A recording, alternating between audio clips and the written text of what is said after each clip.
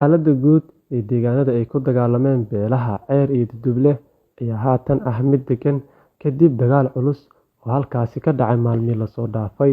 Wararka naga soo gaaraya goobta ayaa sheegaya in rasaastu istaagtay isla markaana dhaqdhaqaaqyada hubeysan ay yaraadeen kadib markii halkaasi gaareen ciidamo ka tirsan dowladda Galmudug.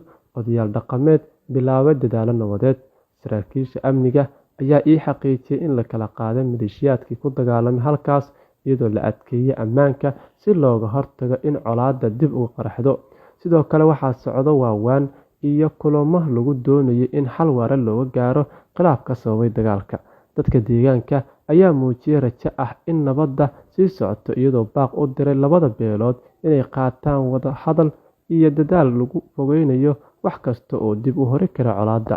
Maamulka Galmudug ayaana sheegay inay sii wadi doonaan howlgallada sugidda ammaanka, isla markaana ay garab taagan yihiin dadaallada nabadeynta ilaa xal rasmi ah laga gaaro.